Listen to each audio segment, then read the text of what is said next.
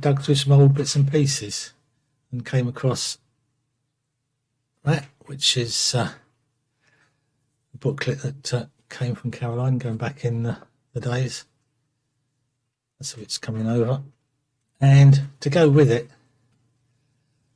I found this, which is my membership card for the Caroline Club, the 11292. So, and even, which probably won't mean much to many others, those that know, was the Free Radio Association going back in the days. So, we're there. Some other bits I'll just show whilst I'm there. I came across the old Radio Veronica sticker, which I used to listen to a lot. Also, a Laser 558 sticker, which most people know. And another interesting one, which probably a lot of people didn't, King David, which transmitted at about, I can't remember what its location was. Let's get the camera to go in it. 1.2 kilowatts. I used to receive it in the UK. But I can't remember exactly where its location was. But the aerials, I think, are really interesting. And of course, a couple of pictures, probably this one won't come over, but that's RNI. And if you can see the size of the aerial on that, including the, I think it's when they had the capacitance hat on the top. The light's catching it and tilt it forward a bit. The bent bit at the top was the capacitance hat. It's right at the top of that. But that was on a trip out to the boat. I'll just quickly run through some of those. I won't hang on to them too long, but it was quite a rough day. I was seasick all the way back. It was an easy trip out, but coming back had to manipulate all the sandbanks, the fishermen did. And a couple of really old pictures before things really got going. But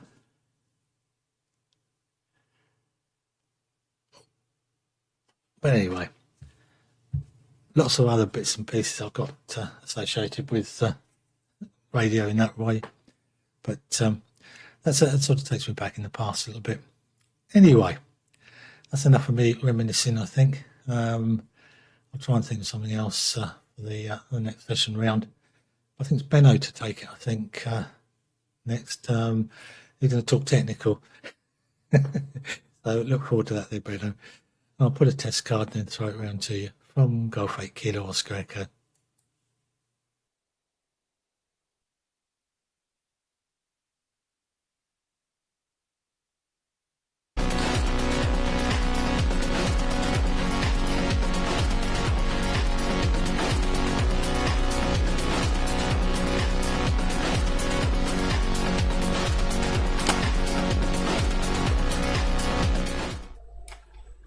So, switching off that.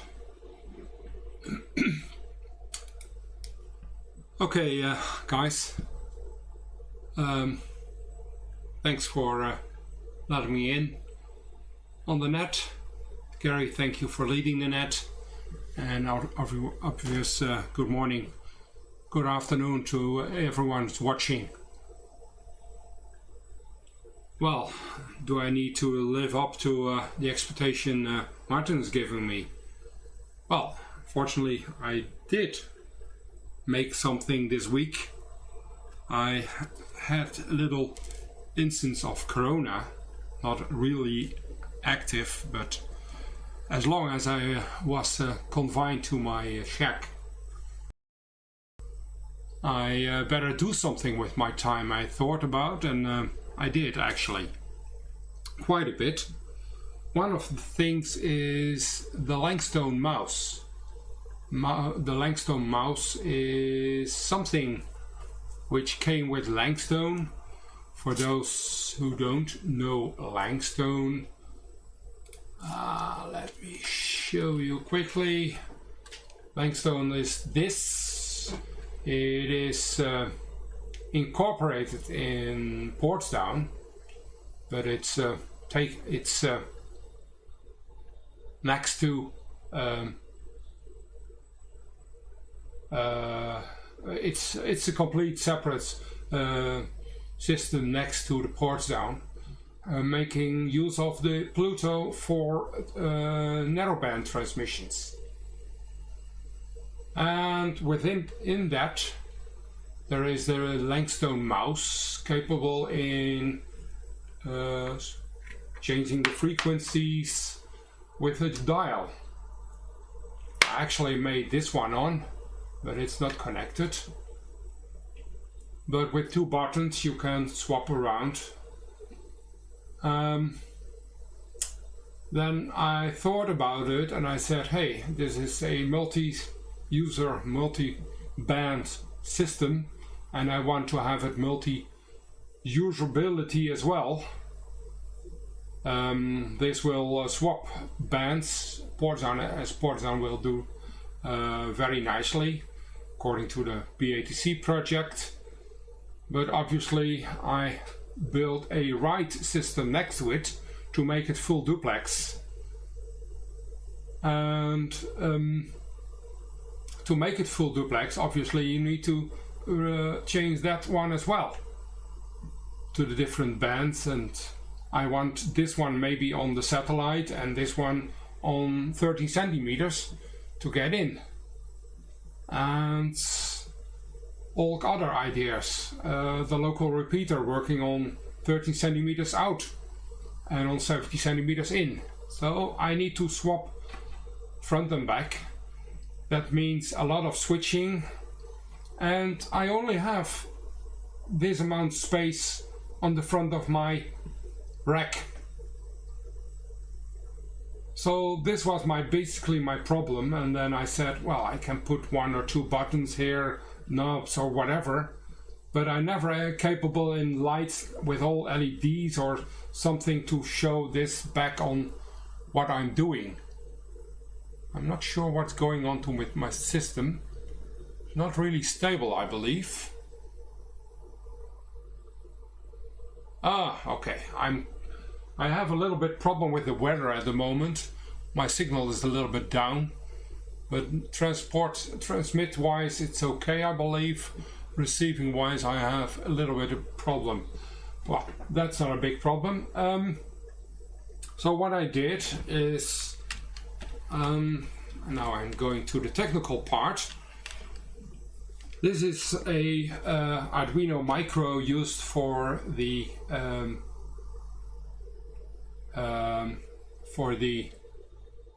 Langstone mouse, and with an encoder you can turn the frequency, and actually the 2 buttons are here as well.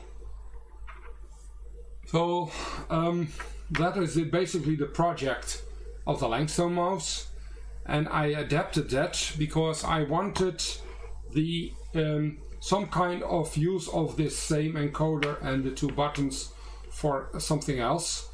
So I wanted a screen on that, which is a small OLED screen in my case, 1.3 inch OLED screen showing a Langstone mouse at the moment,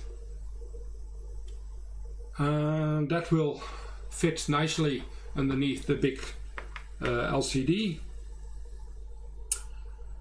And this gives me the possibility to use I2C and to use I/O for that. So I built one board and another board, which are having have 16 out, 16 digital I/O, and this is 16 I/O and analog 4 analog in.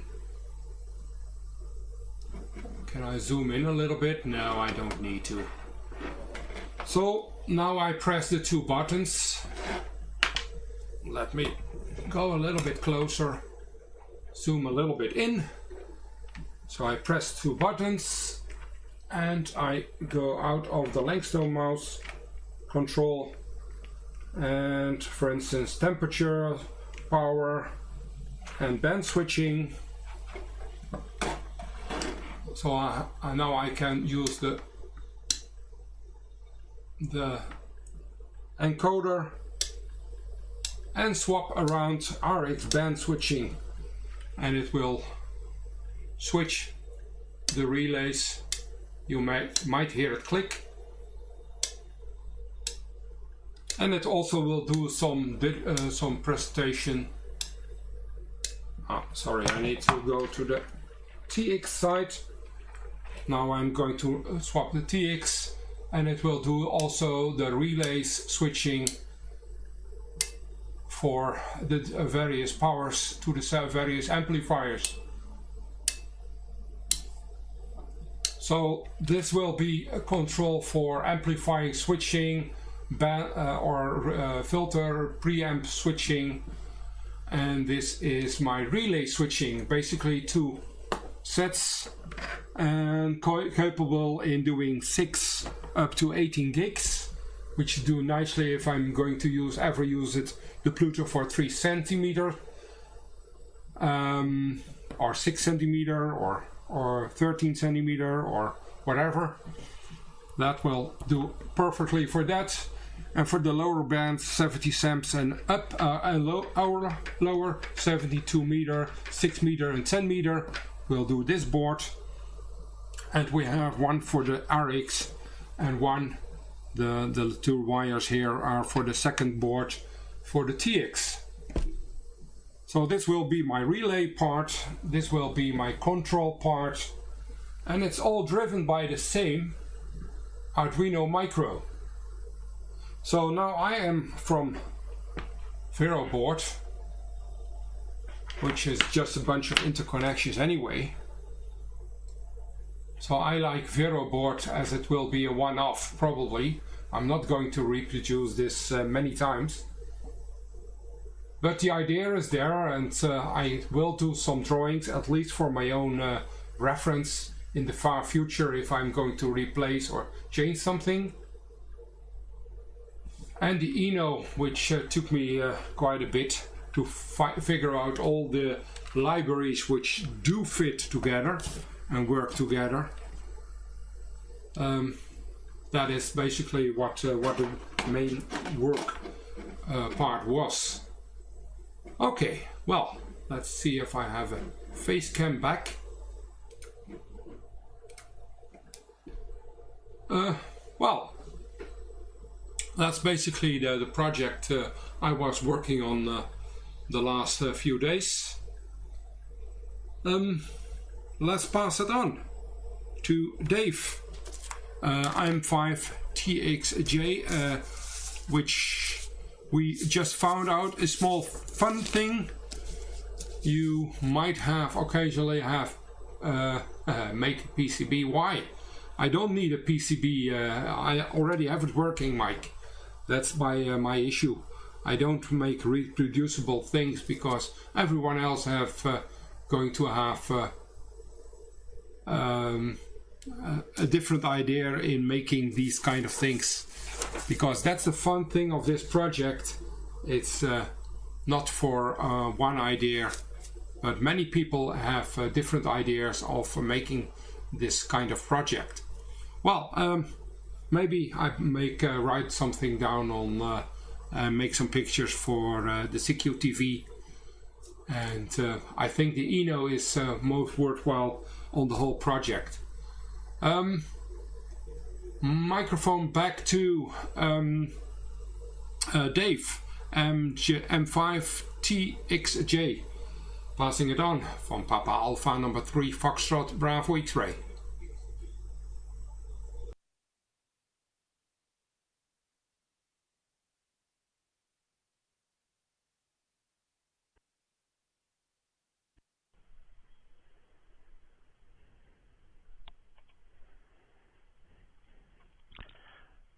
Good afternoon, everybody.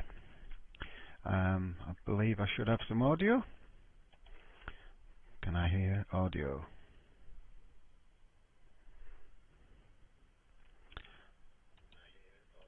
Yep, I've got audio.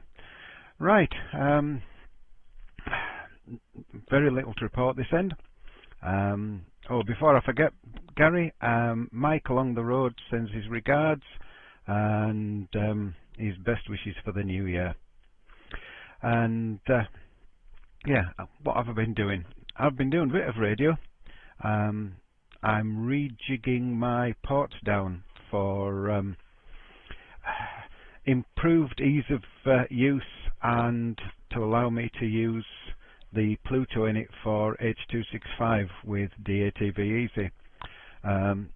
Welcome to Seamus, G7ITT, arrived in the net, in the shack. Been doing some work on a PA for Seamus to get him onto QO-100. And yeah, things are progressing, getting more stations on the air in this part of the world. Yeah, speaking to Benno earlier, he's pointed me in a different direction to what I was expecting with my Portsdown mods. Going to connect the Pluto not by USB but by the network, and then I can use DATV Easy via the network into the Pluto, or the Portsdown into the Pluto the same way, rather than switching USB. I had thought of using a switched USB hub that I've got, but yeah, using the network probably makes more sense. Other than that, not much. Been surviving the weather. It's been really foul up here. And yeah, oh, Martin, very interesting on pirate radio. When I was a teenager living with my parents, I had a shelf above my bed which had a car radio screwed to it. An old push-button car radio, and the various buttons were tuned to such as Laser 558, Caroline, RNSI, and such. So yeah, lots of memories there. I think that's about all I've got to report today. I'm using OBS 29 for the first time with the VB audio cable. Thanks to Martin for some hints and tips there, and I'd like comments on lip sync if it's okay, and if not, then I apologise. So with that, I think it's round to Mike, G0MJW on the net. This is M5TXJ.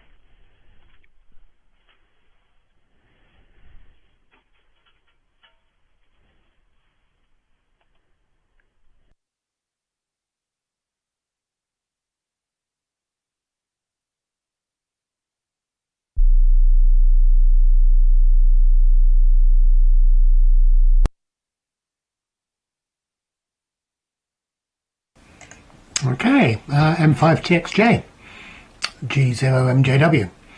The sun is just getting into the wrong place for this this over. It's just getting behind me now. It's already lit up my hair and it's about to come onto the camera and blind it. But hopefully you're still seeing me. Few comments really. Radio Caroline, whatever. We couldn't receive them where I lived in West Cumbria. At least I don't remember being able to.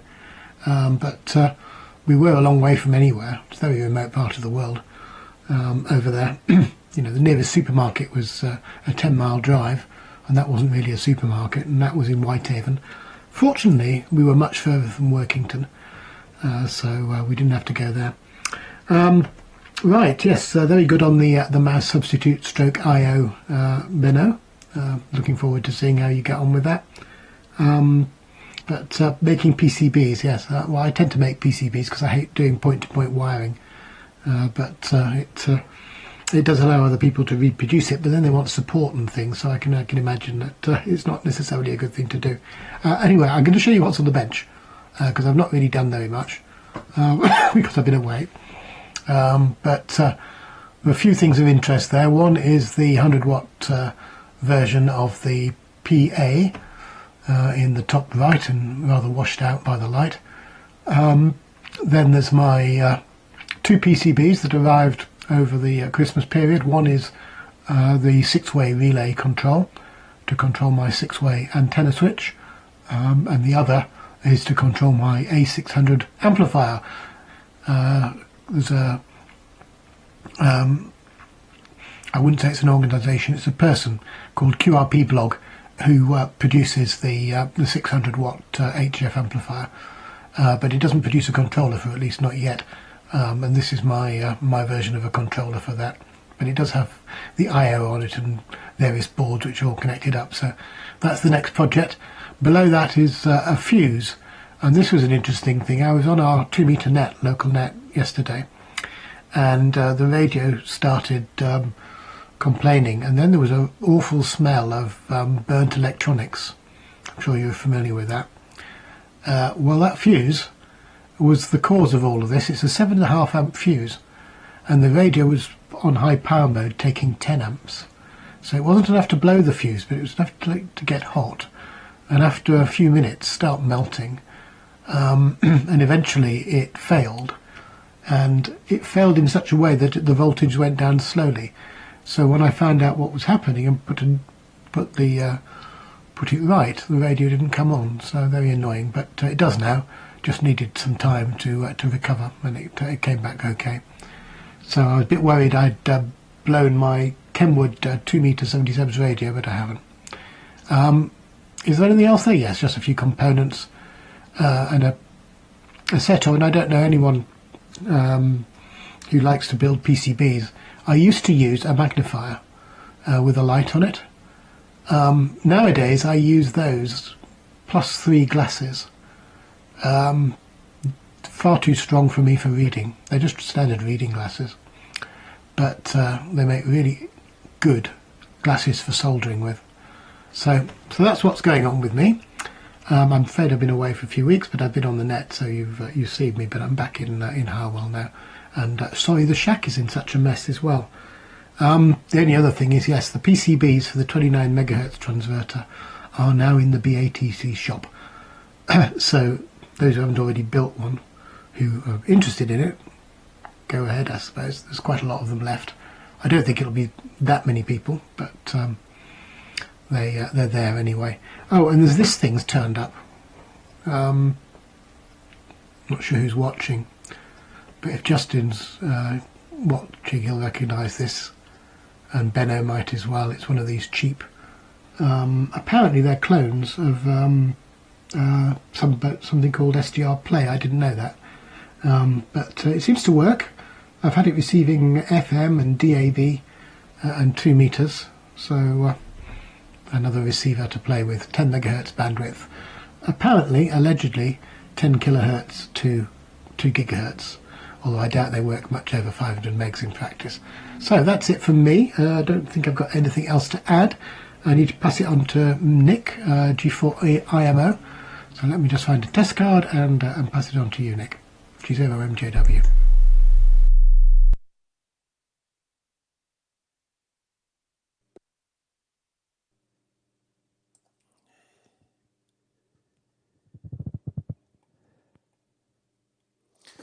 Yeah, okay, Mike, thanks for that.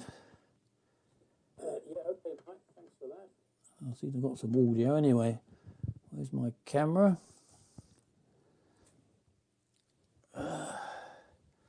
Right, yes. Anyway, afternoon, everybody.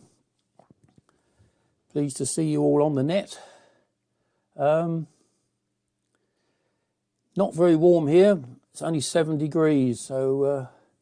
and it's going to get even colder next week. There's some snow on the way here, so it's not good. But anyway, right, okay. Well, let me run down. There's a lot of people on here. I've made a few notes. Gary, your picture is absolutely superb. It's as sharp as it usually is, and it's I think you've improved the lighting, because it really looks very good. So excellent. And talking of lighting, last week, because we've shifted the net by 1 hour, by the time I came up for my second over on the net here, there wasn't any light coming through the window. So when I replayed the YouTube video, I saw that my picture looked absolutely dreadful. So at great expense, I've now got an LED light, and the optimum position for that is pointing straight up on the ceiling, so the light is reflecting off the ceiling. So I've also got an LED light over here as well, sort of pointing at my front, and so hopefully that's improved the situation. But we shall see when I come back for my second over. If it's after, I think sunset here is about 4 o'clock, so there won't be much light coming through. Escaped. Right, okay. What else was there? Martin, yeah, your memories of Radio Caroline and all your little stickers there. I don't have any stickers here, but I do have memories, because I lived down in Essex when I was a teenager, near Southend-on-Sea. I wasn't actually in Southend. We lived in a little village way out in the countryside, sort of northeast of Southend. So we're quite close to the east coast, and all these offshore stations were only about 3 or 4 miles away, out in the Thames estuary. And but I did hear there was one off the coast of Scarborough. I heard that, and I'm just trying to think, and because these stations they didn't have, unlike the stations we got here where they sort of run at 30% modulation, these stations tend to run at 100% modulation, so they're very loud. And I remember making a 1-valve TRF receiver. It was an EF39, and because they were so heavily modulated, they were strong enough to drive a loudspeaker. So, and I remember also in the evenings they used to have I think that this was out to the 2 faults. There was 2 faults out there, Shivering Sands, which was Radio Such, that became Radio City, and the other fault was Radio 390. But they used to have these transmissions from the fault to the shore. I don't know which fault it was, but they used to come up just like the HF of 160 metres. They were on about 2.2 megs, 2.3 megahertz, something like that, probably using Army surplus radios. And so they used to communicate from the fault to the shore. And they used to have a big long list of essential items that they needed, because at that time there was no mobile phones, of course. But I remember reading out lists of one item was a 5Z4 rectifier. I remember that. But that was interesting stuff. And there was another message as well that I picked up, and the tender had only just sailed out to one of these faults. I don't know which fault it was, but they had these 50-gallon oil drums that they used to run the generators, and the tender had arrived, and that they were hauling this 50-gallon oil drum up to the top of the tower, and they were very low on oil at that time. They almost run out of oil for the generator, and they were sort of halfway hoisting this thing up, and the tender had already started to sail away, and the rope broke. So the 50-gallon oil drum ended up in the sea, and they were frantically calling the tender to explain what had happened. So exciting times that was. All very good. Yeah, Mike, I'm surprised where you were. You could, because there were two Radio Carolines, Radio Caroline South and Radio Caroline North that was off the Isle of Man. I was surprised that you wouldn't be able to hear that. But anyway, those were the days. What else we got here? Yeah, okay, on the Langsdown there, Pano, your little PC or your PCB, your lack of PCB. Yeah, very good. I wish I had the knowledge to play around with all these things, but I just don't have any programming skills. So I think I don't know. I don't know what it is. I think because when I went to school, it was all we had. They used to teach metalwork and woodwork and those sort of things. So I've got mechanical skills. But they didn't teach computing skills. Whereas now in the schools here, they do teach computing skills with Raspberry Pis and things, but they aren't teaching any mechanical skills anymore, which is a bit of a shame.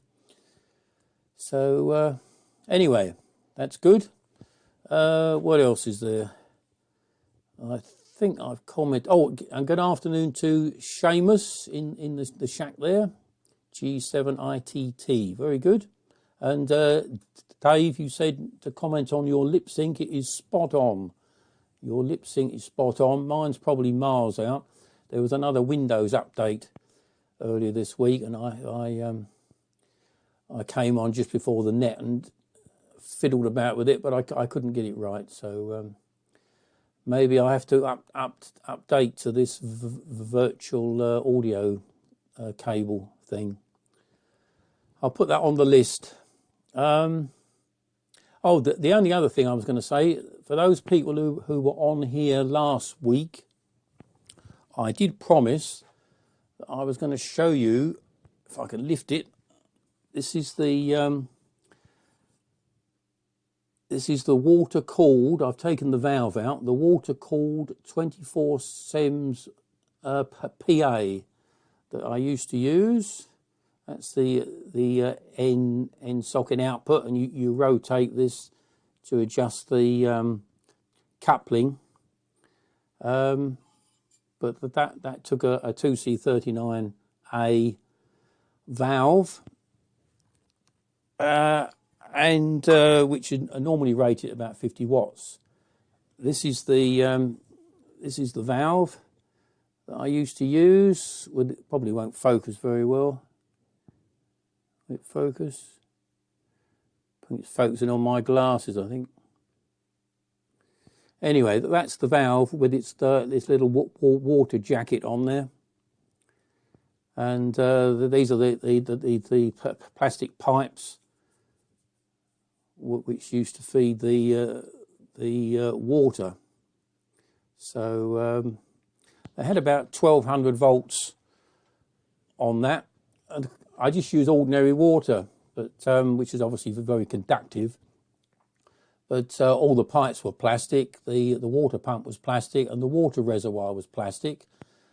There was no radiator, because only 100 watts. The water reservoir, which is plastic, is also, or was also, the radiator.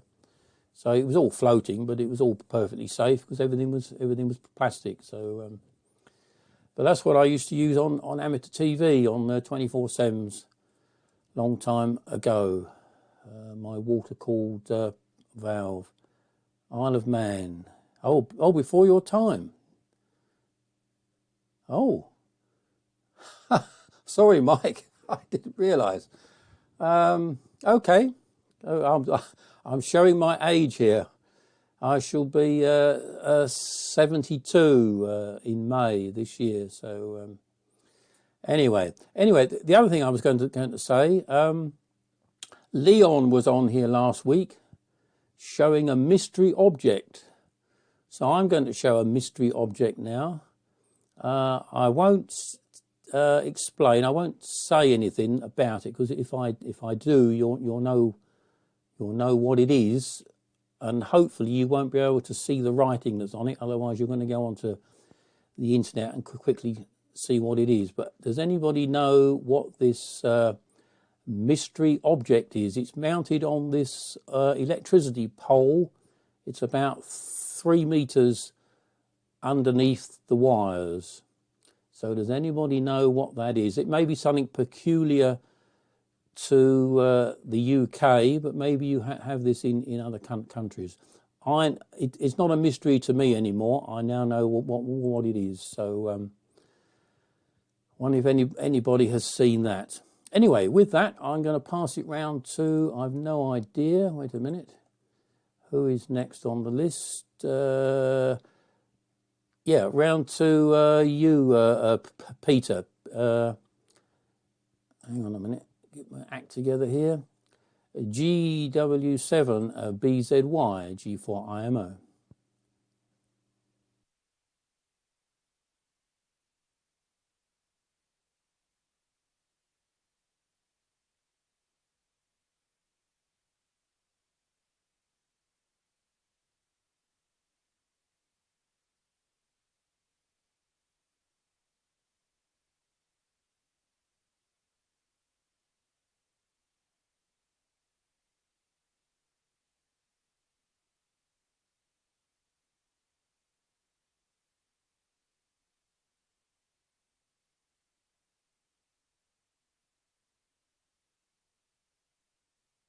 So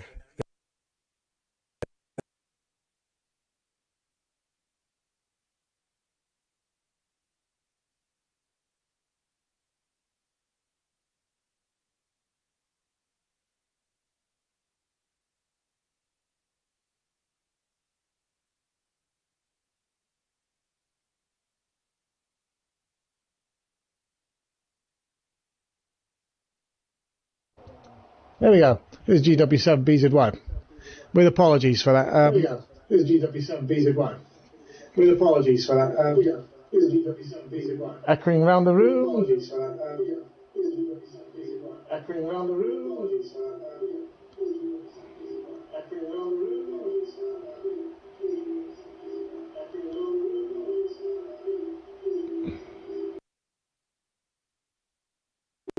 Okay, so I think we're sorting now. Good afternoon to everybody. This time with a picture, even though a bit of a fluff of a start. I've been having problems. I had a recent update on Windows and EC Stream wouldn't work. None of the EC Streams were working whatsoever. And that was a bit of a problem. So I pressed DATV Easy, DATV Express, with the free stream encoder, and I think it's quite a few benefits on the Easy Stream because it fires up instantly rather than with a delay, which in this case was obviously not very good because the only the difficulty with it is you've got to put in the modulation frequency, and I'd obviously got it wrong, and it was just a bit off frequency. So used to just dibbing it on the Easy. I couldn't remember what the frequency was quite. Anyway, it's done now. Hello everybody, interesting stuff. Lip sync from the guy who was asking about lip sync. M5TXJ, yeah, lip sync, perfect. Hopefully my lip sync is good enough. I'm frozen my end, I don't know what's happened. I should be alright. If I'm freezing, I don't know what's going on. Anyway, might be got too many. So, hopefully, we just turn a few things off. I think I'm overwhelming my computer with a bit of too much gash going on.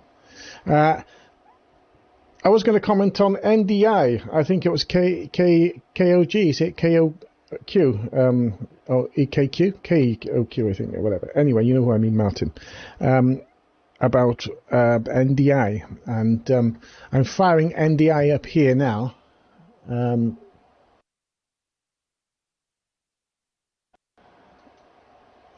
Why is that happening? You know what? Everything works until it doesn't, eh? Okay, so we'll try that now. There, that NDI address. That NDI address will access my NDI bridge. I know OBS has NDI facilities, but I don't think anything beats vMix for NDI, and it seamlessly integrates with NDI bridge. NDI bridge, for those who, I've lost my NDI bridge now. I had it on, but it's an NDI tool. You can download NDI tools from NDI.com or .org or one of those things. Hopefully I am still transmitting and you can get a picture of me. I'm not receiving it. Why that is, I don't know. On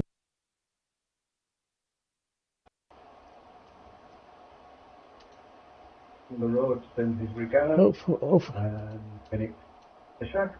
No, I don't know. Hopefully it's all working. Apologies if it's not. Radio Caroline. Used to be able to hear Radio Caroline, the little AM radio as a kid. I would have been really young, sort of 8, 9, something like that, or less, 7 maybe, or 6. On the little AM radio in the dark in the evening, sneak it to bed and listen. And that's my only memory, and that's in North Wales, outside Carnarvon. So I don't know, that might have been the one off the Isle of Man, or it may have been the one on the other side of the country. Seems a long way away, but I suppose it'd be AM. And woodwork, yes, woodwork and metalwork, great stuff. My favourite woodwork, hopefully that I am actually getting into the repeater. I know at my end it looks in pretty dire. Floating in and out, so I don't know what's going on. Are we transmitting? Should be okay. Was the guy in metalwork used to go into the metalwork room of an after lunchtime out of the cold, which we were always very jealous of, and never wearing his safety specs as one didn't in those days, and he was drilling into a bit of metal, and a bit of swarf came drilling its way up and right into his eyeball. From then forward, he's called One Eye, his name being Geraint, so you didn't have to. And of course, there was another guy with him there, a really big lad, and he asked him if there was anything in his eye, and he says, "Yes, there is." And he says, "Can you take it out?" Well, it wasn't the brightest spark, so we got a pair of pliers and pulled this corkscrew of swarf from his eye. So that was not funny for him, but I've known the guy, seen the guy since in his later life, and I never mentioned why he was blind in one eye, but it's a funny story. With that, I think I'll hand it round because I don't know what's happening. I was going to give a bit more spiel about NDI, but that NDI address there will access my port. And Martin, you have to play NDI, so maybe you can send the signal directly into that. That'd be interesting. From GW7BZY. To the group. Good picture from you, Gary, as well. I just mentioned that. Looking excellent. I'm running full HD this side for a change. Let's see if I can switch this off now.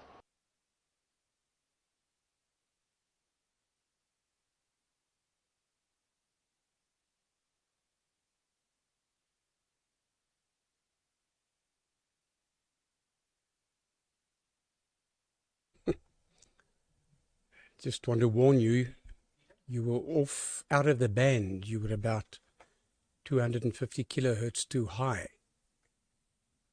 So some of the guys were battling to copy you.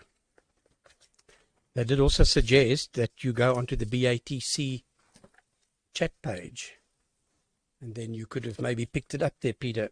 But otherwise, the picture on my side was okay. I did receive it on both the ride and on the mini tuner, so I'm quite lucky.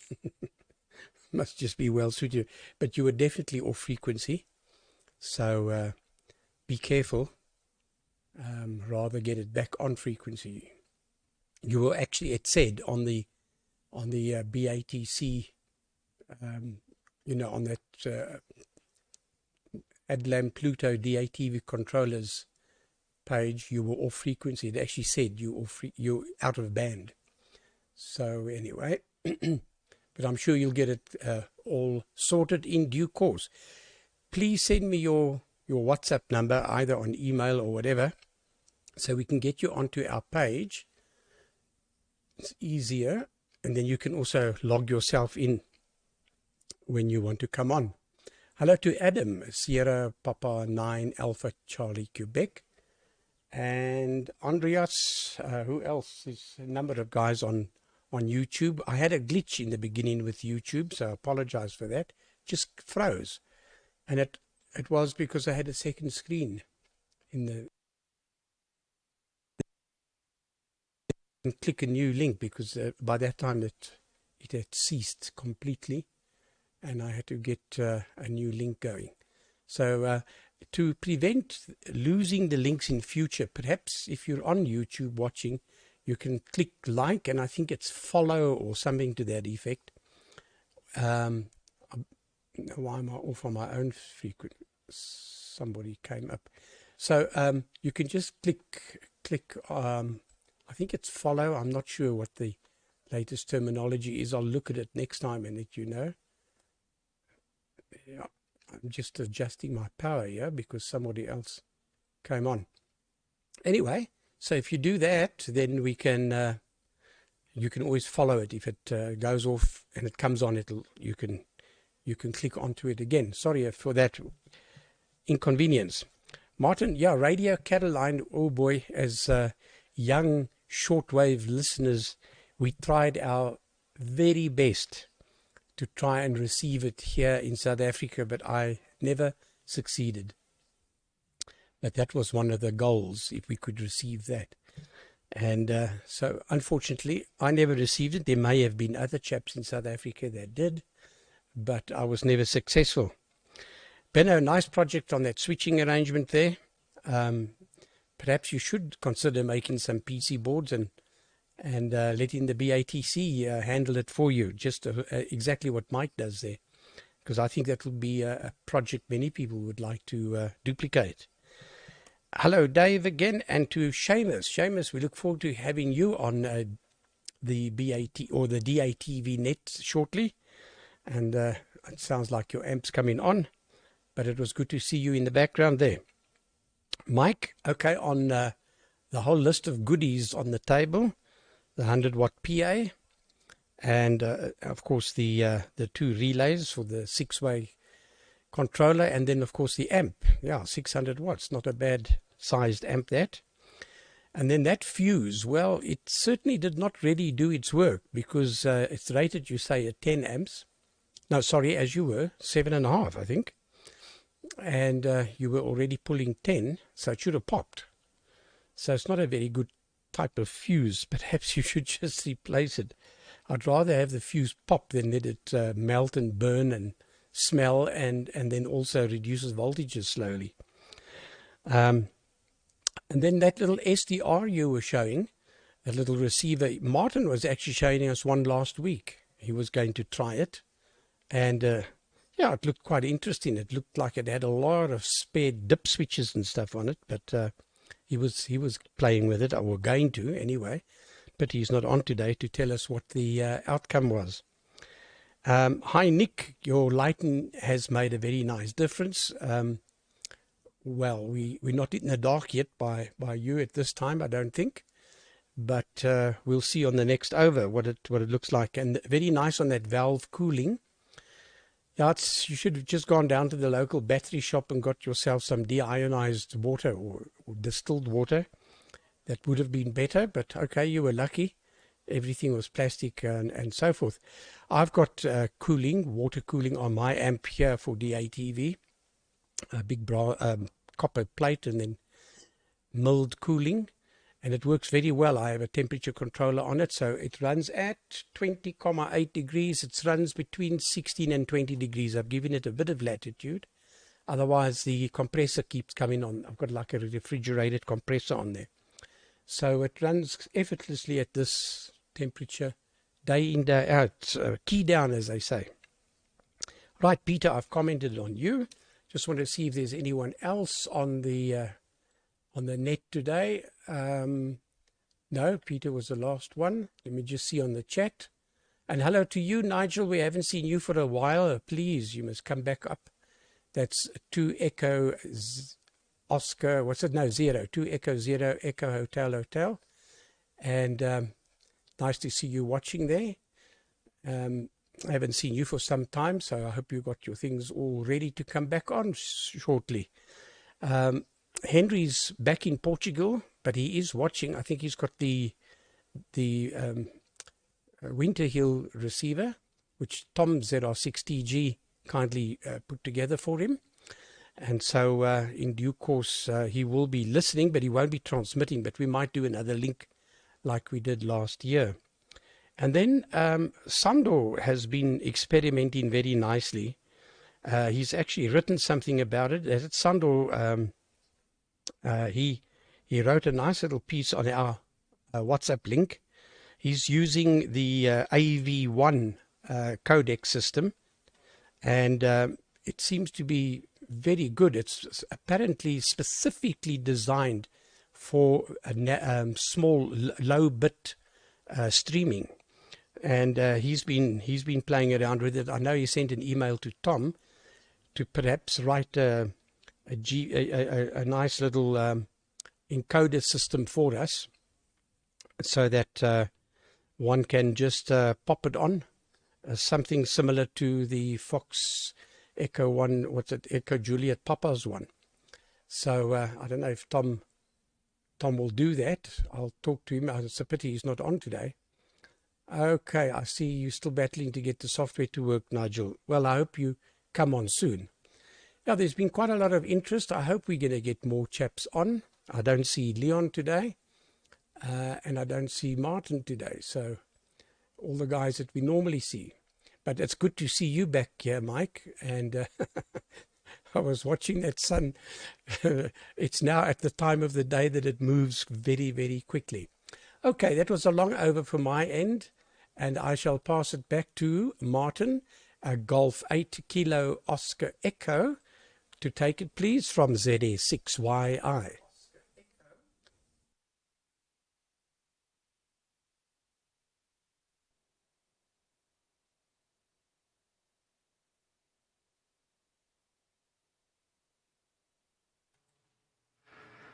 Right, I think we're working.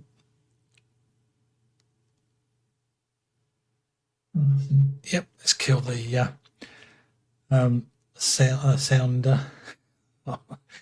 Yeah, I think so much I should comment on. Dave, M5 TXJ with OBS 29, his sound sync was brilliant, absolutely good. I must be going over to VB Audio cable. Mine doesn't shift, so whatever it is at the moment, whether it's good, bad or indifferent, I haven't adjusted it for absolutely ages, and I find that I can use the streaming side from OBS, and it's okay there, it's okay everywhere. So it's the biggest sort of improvement I've found. It used to be so annoying every time you switched on, things had shifted. But and see there, Gary. Caroline's still on AM on the medium wave, but I doubt whether you'll get it. I forget what its power is now. It's only about a kilowatt, I think. It's on 648. I can get it here when it goes dark on my SDR, which is an SDR play that I use, the RSP DX. So it's and there's new software that'll be coming out for the SDR play,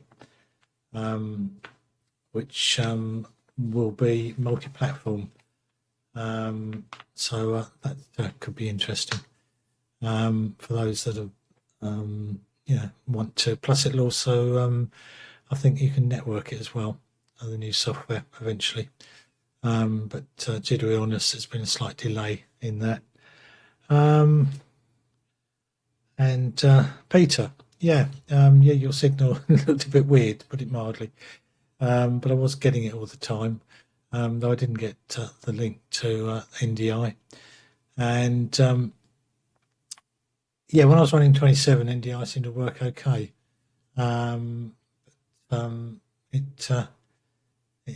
It doesn't now, but I don't need to. It was only just a. When I say it doesn't work, it works very locally, but using a bridge, I'm not quite sure why I'd want to do that, but I will attempt to log into you at some stage, but I don't have the information on it at the moment.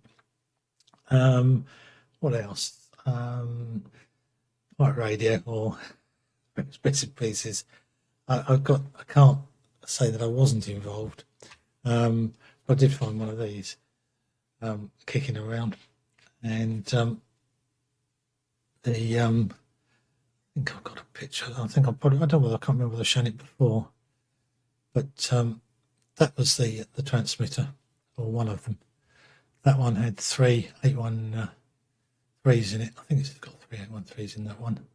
The later one had 4 813s, and to enable to get a 7-inch spool on the old TDK recorder, that's why the spool's off to one side. But it's 2.5 kV.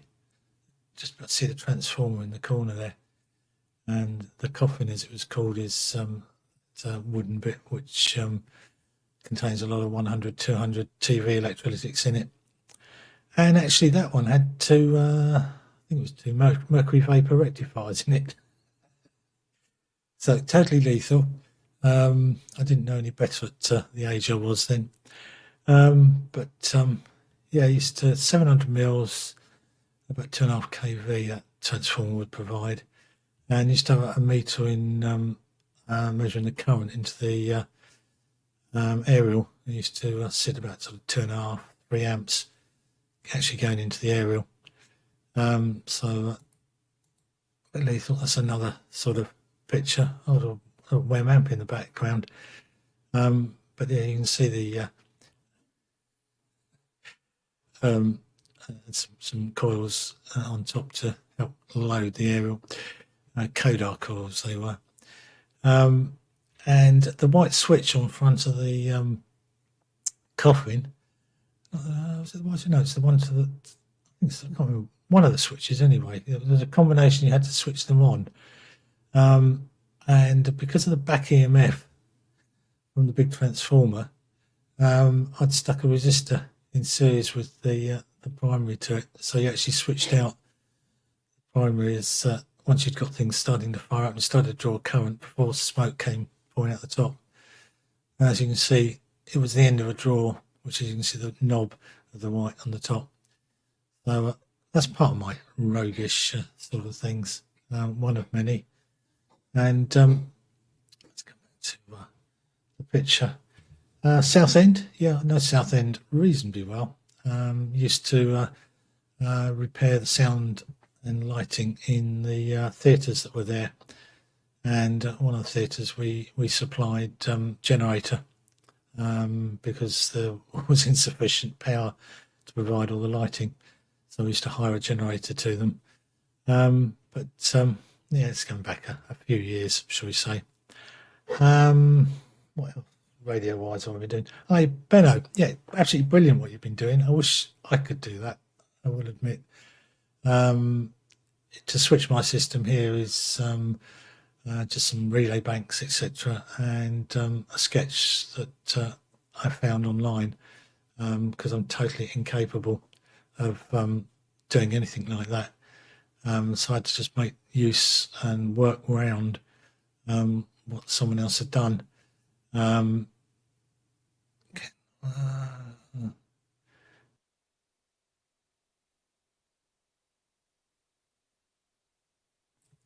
Put the microphone on. I'd switch it off. Yeah, that's my control sort of side of things. But it's actually on 2.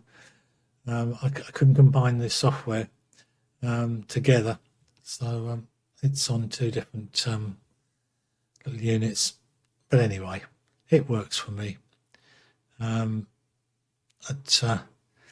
sometimes it gets a bit too complicated. Perhaps I should simplify things down.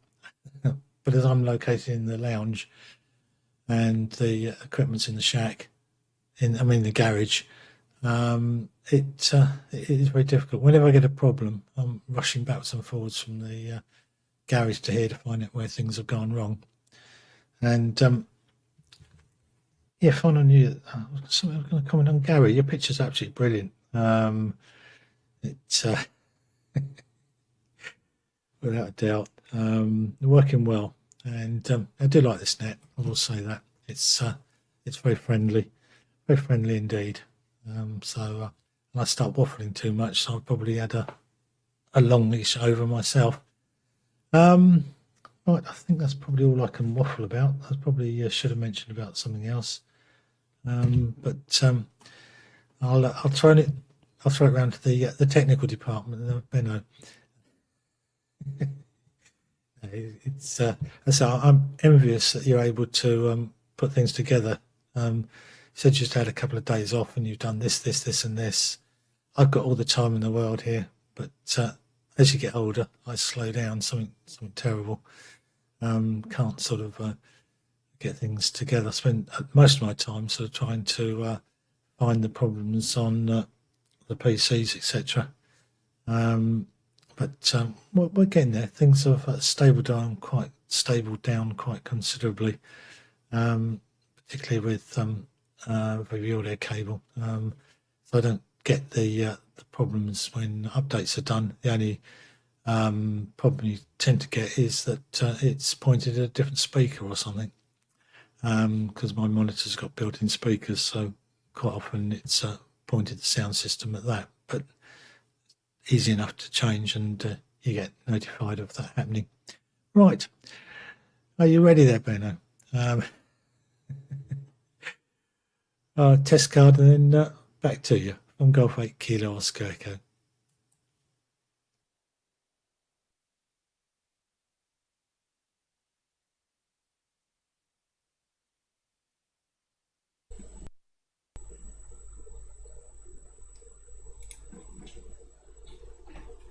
Yeah. So, well, we are back. Thank you, Martin.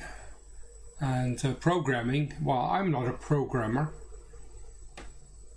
If you say it on Dutch, you understand what I'm trying to do. Ik programmeer niet, ik probeer. Hè? And that's the difference. If I convert that to English, it doesn't work that way. But I'm not programming, I'm just trying. And trying things together, match it together, and then try. Takes a lot of time. The main advantage of that is if I look to the software after several times, I made it so simple and decent and straightforward. A lot of real programmers would do a nice table and searching and getting it much faster and much more on a programming way. But then again, for us simple guys, never understand the software anymore. I had some small program trying to measure the a power meter on, and it made, I believe, 3 or 4 tabs with multiple voids and instances, subroutines, jumping in front and back, saving calibrations, and it's a marvelous piece of programming. But for a simple guys who wants to change something simple, it doesn't work.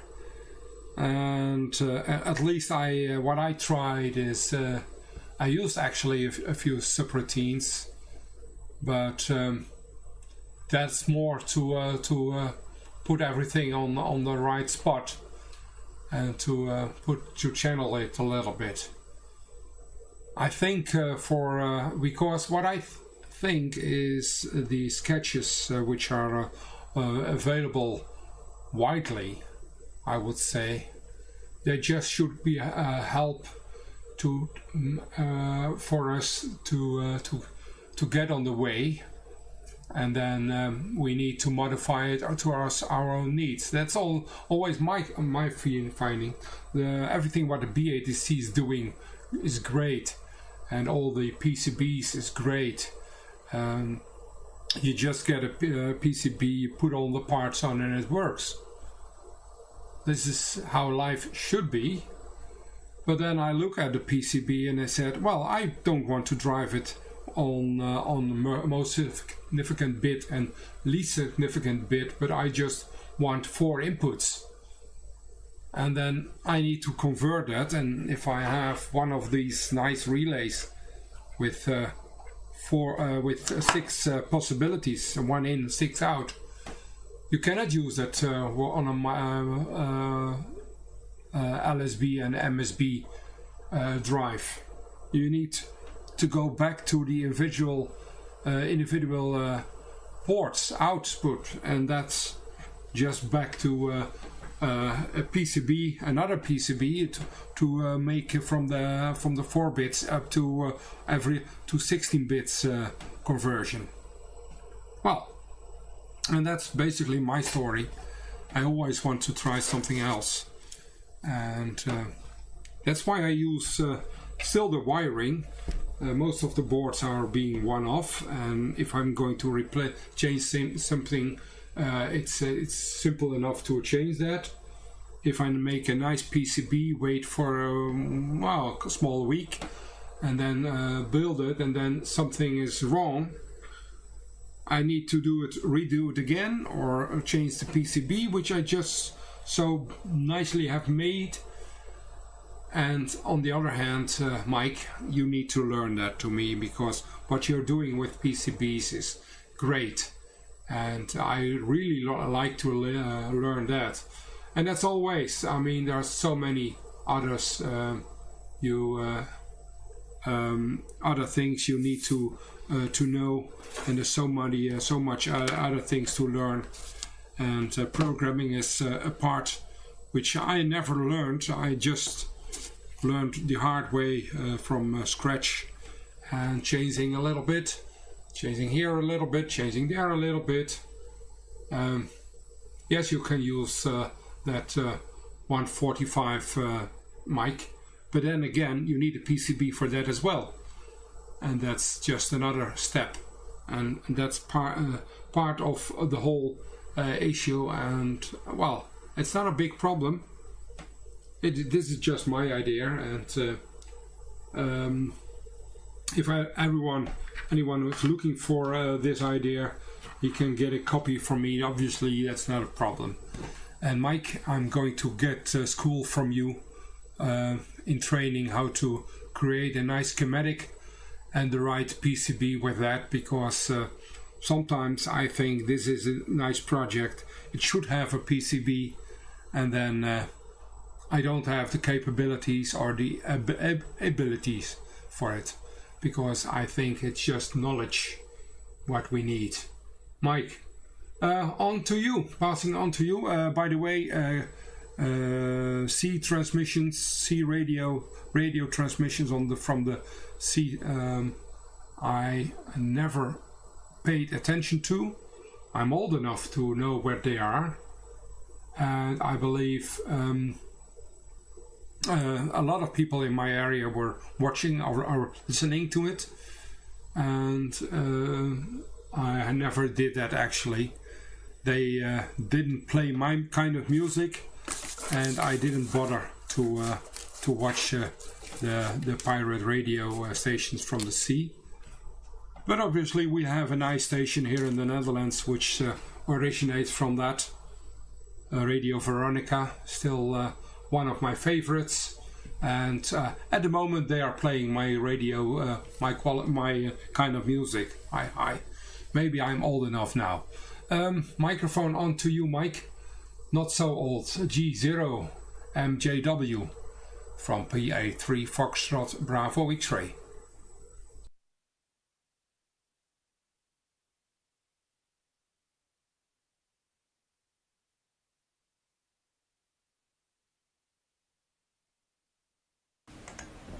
Right, thank you, Benno.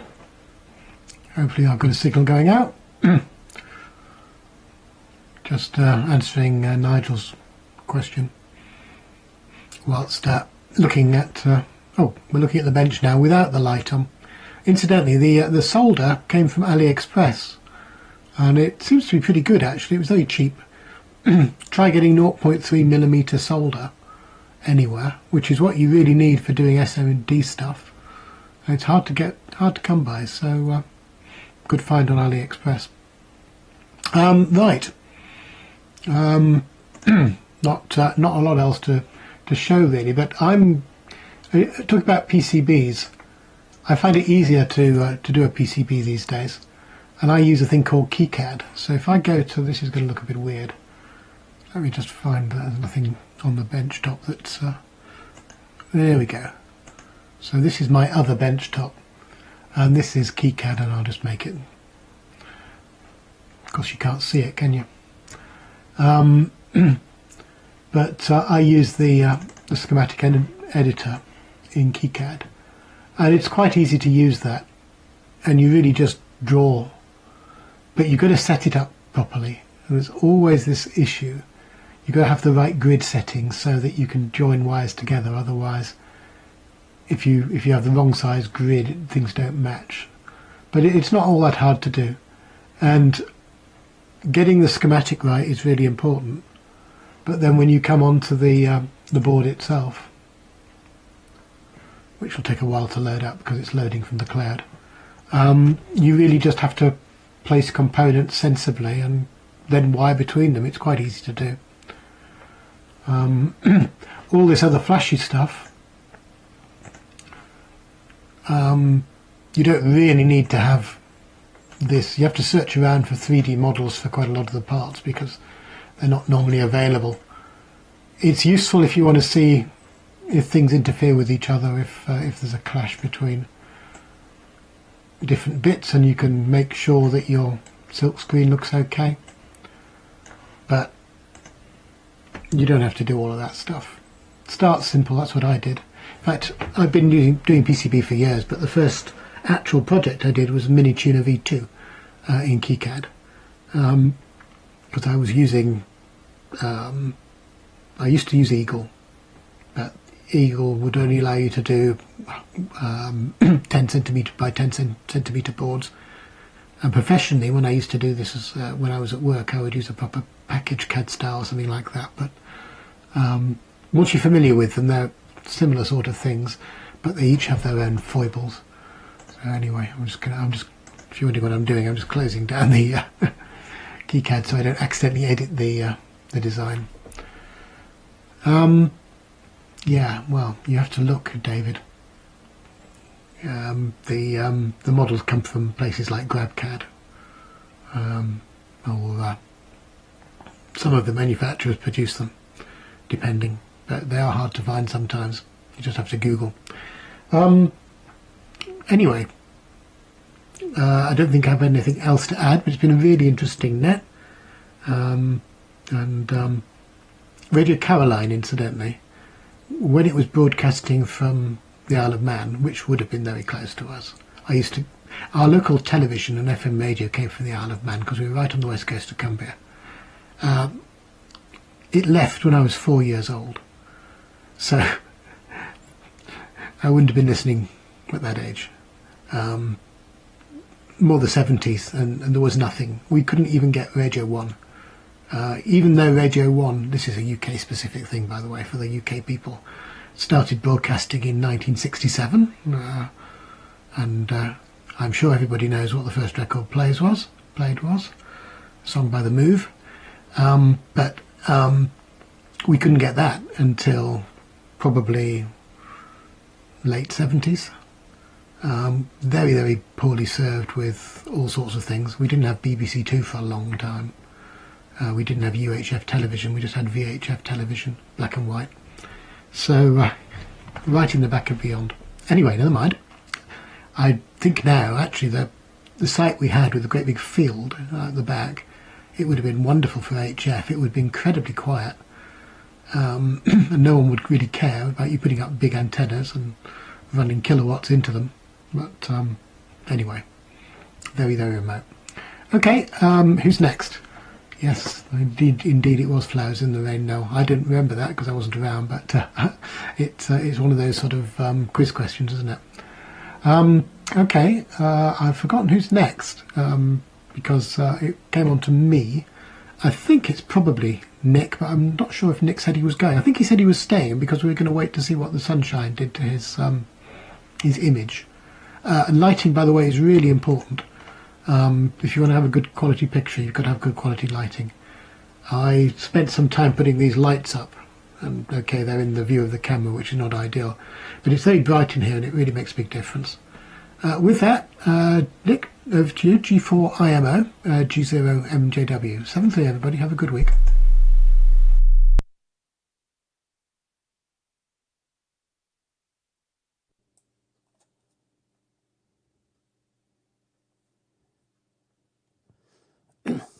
Yeah, okay, Mike, thanks for that. Yeah, okay. Turn my audio down. Okay, yes, the light is, well, there's still a bit of light coming through the window. So, yeah, I think sunset is a couple of minutes after 4 o'clock, I think. So, anyway, we'll see. Yeah, okay, Mike. Well, everybody on their comments on the 1960s, the ships and the forts and things, all very interesting. Yeah, it's a long, long time ago. Anyway, I'm amazed that nobody has commented on the mystery object. So does this mean nobody knows what this is? The mystery object. Nobody has commented. Anyway, there's a close-up picture. Well, in fact, before I go to that, these where I live here is way out in the countryside. So we've got these wooden electricity poles. We've got overhead electricity wires, cables, and these ones I think are 11 kV, and a close-up of this little device here. It says on it P3. I noticed my transmission dropped there. So hopefully we're still going. Anyway, yes, P360 alpha. If you do a search on the web for that, what it is, it's mounted about 3 meters below the wires, and it is monitoring the magnetic field of those 3 conductors. So if there's a phase failure in any one of those wires, underneath that circular piece of plastic has got a high intensity LED. Well, it's got 2 on there. One is a white LED that flashes, and one has got a red LED, depending on what the fault is. But it also sends an SMS signal as well, so the engineers know where the fault is. So, but I don't know whether that's something peculiar to this country. I don't know, but I was just out walking and I saw this thing, and I thought, well, that's a bit strange. It hasn't got any wires going to it for its supply, its power supply, but it's got a lithium cell in there, which has got a 10-year lifespan. So presumably they replace these things every 10 years. So anyway, go back to my camera. We're still working. Yeah. First things first, Peter. When you came up last time, you were on the wrong frequency, but you were also transmitting as F1 EJP. So you need to alter that. And yeah, Martin, the Radio Caroline, they were using a 1 kilowatt transmitter, but they're now using they've got a new Harris transmitter. It's a 25 kilowatt transmitter, but they're licensed for 4 kilowatts on 648 kilohertz. So, but I think they might be regretting that, because the energy consumption to run a 1 kilowatt transmitter, when you go over to a 4 kilowatt, that's 4 times the amount of electricity, isn't it? And as soon as they went over to 4 kilowatt, of course, the price of electricity shot up. So I think they're regretting that at the moment. But there are plans to install some solar arrays or to help with the electricity supply. But yeah, it's consuming quite a lot. Right, I think that is about it, I think. Oh, Martin, okay, on the photographs there of the transmitter there with the 813s, very good. Very good indeed. I've never had any 813s. I've had 807s, played around with those, but I've never had an 813. So anyway, all interesting stuff. I think I'm going to make this one my final, because it's only 3:30, and I've run out of waffle, so I don't think I'm going to come on again. So I'm going to make this one the final, but I will be listening. So if anybody wants to make any comments, okay. So round to you, Peter, GW7 BZY to take it, G4IMO.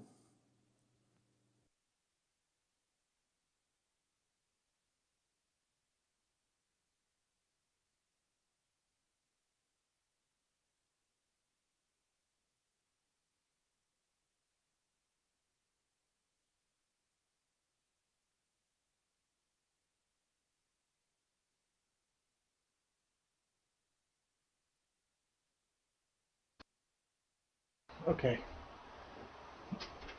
Let's hope we're all now. Am I in the right on the right frequency? Let's hope we're all now. Am I in the right frequency? On the right frequency? Let's hope we're all now. Am I in the right frequency? On the right frequency? Let's hope we're all now. Am I in the right frequency? On the right frequency? Let's hope we're all now. Am I in the right frequency? Come on, phone. Wrong phone. Wrong phone.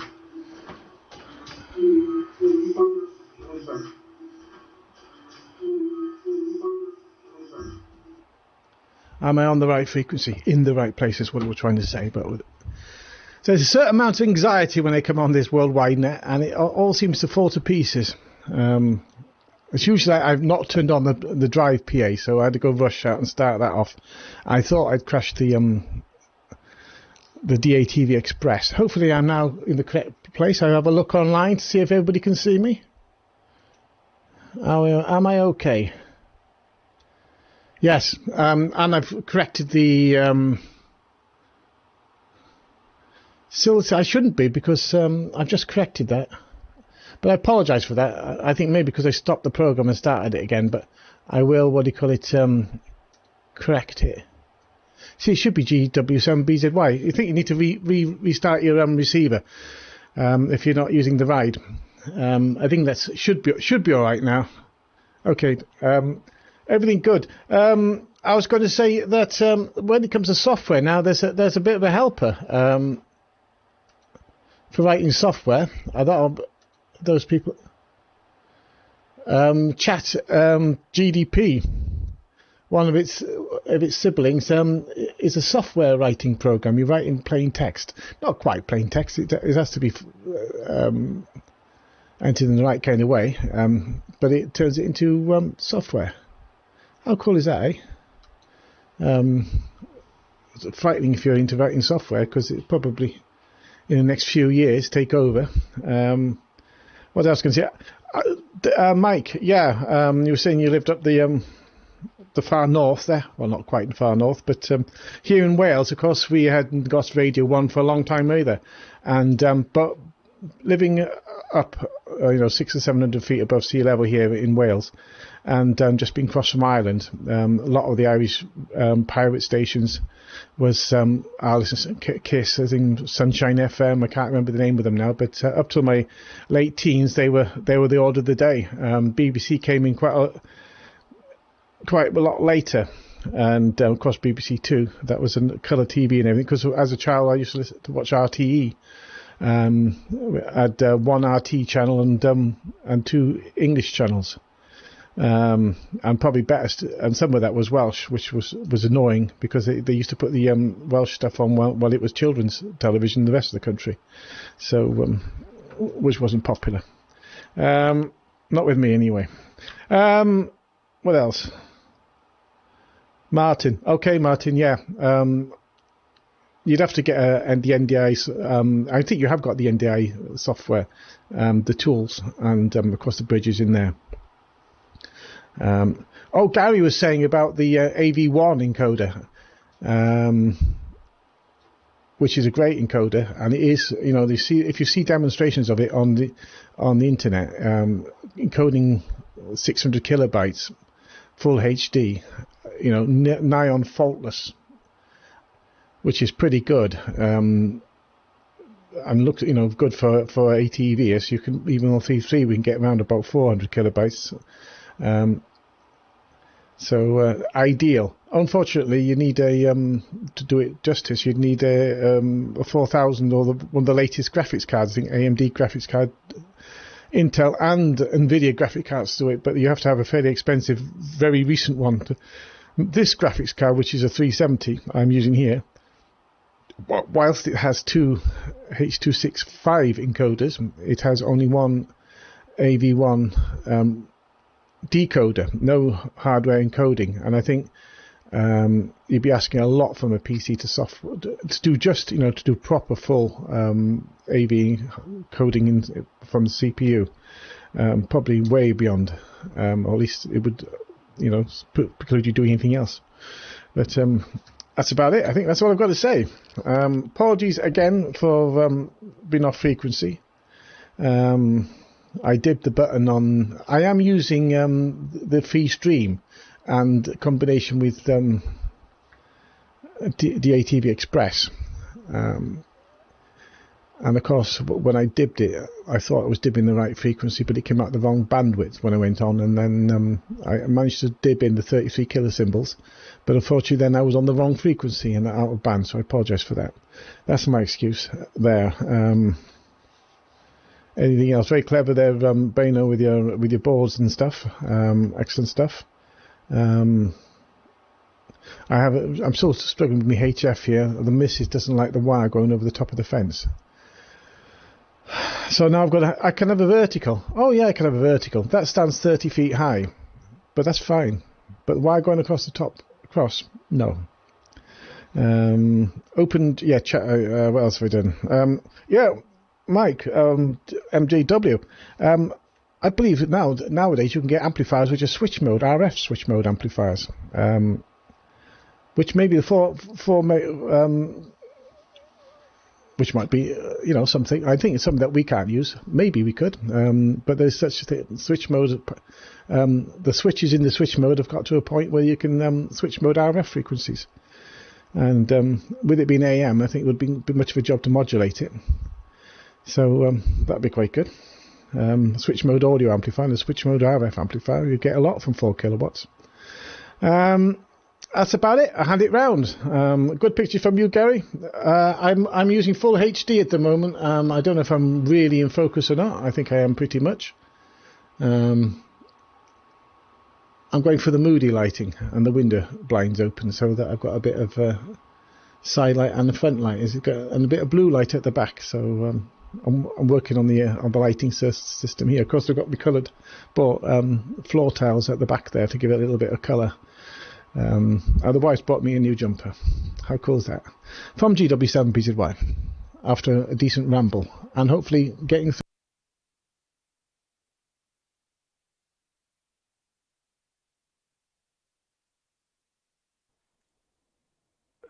Okay.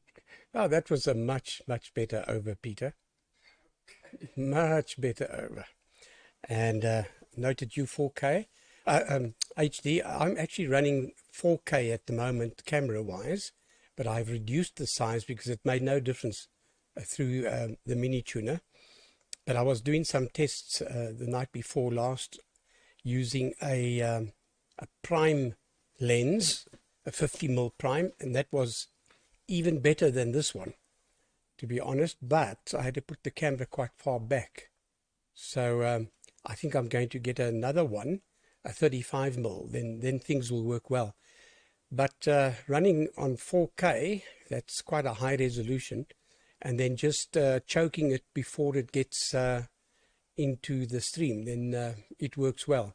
Incidentally, you can just look on your program. You've got Fox 1 Echo Juliet Papa as the program. Normally we put our call sign there, and then the provider, we put Fox 1 Echo Juliet Papa or Fox 5 OEO, whoever has written the program.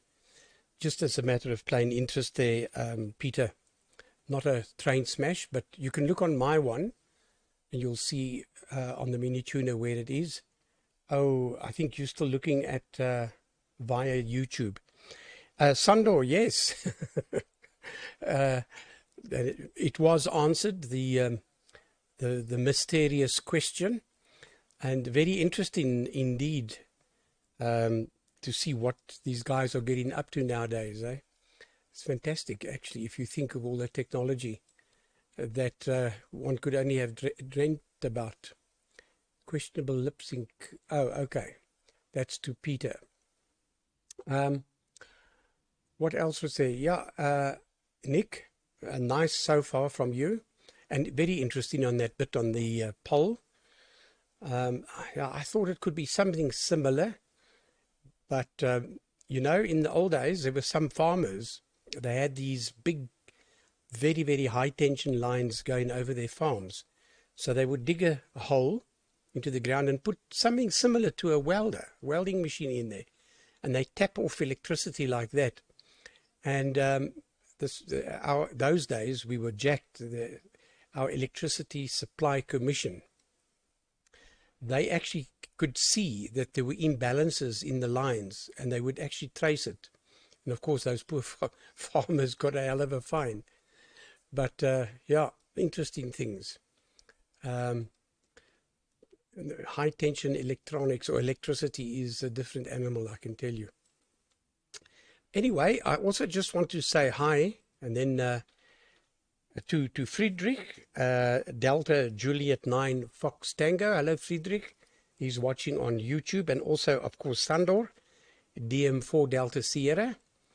And Sandor's been playing a lot with the AVI.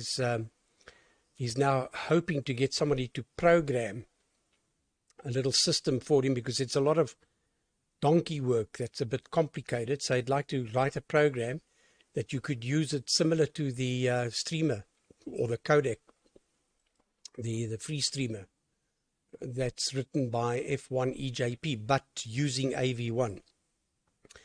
Yeah, I think my end video can do it according to Sandor. It should be able to do it. So we'll see. I'll get some more info from Sandor during the week and see what we can do. But yeah, I'm quite happy with the picture at the moment. It's quite clear. I don't get any tiling, even on the big screen. So, and my bloody eyes, man, I've got a problem. I went to an eye specialist on Thursday, and it was a tear duct that had been blocked. But it's still very, very bloodshot, man. My eyes are red. So I'm going to go back tomorrow or the next day and see if we can't sort out what the heck's going on. It's been bothering me now for a while. But you can see on my right eye, it's not too good. Anyway, it's one of those things. Right, guys, I think I'm going to throw the net open to all who wants to continue if they want to. We just wish to thank everybody for coming up again. It's been very interesting, and we look forward to many more this year, that's for sure. So with that, I'm going to pass it to you, Martin, if you want to just continue with the net, but I'll make this my final. So we wish everyone on frequency happy week, and see you next week. This is ZA6 Yankee India saying 7-3.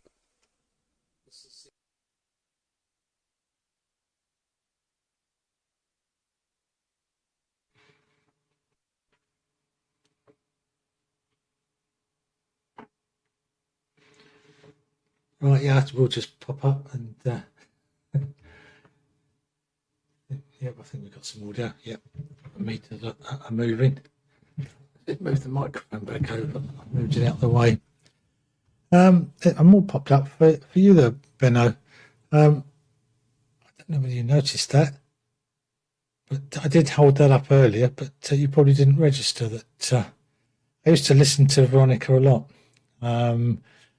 including the when the firebombing sort of session with Radio Caroline, etc. All the roguery that went on out there. Setting up the camera was reflecting off the sticker, but I didn't make comments on the faults either, because they were closed down because it was in the early days decided that they were in international water, not in international waters, because a guy called Ron Dalton, who used to live in Worthing,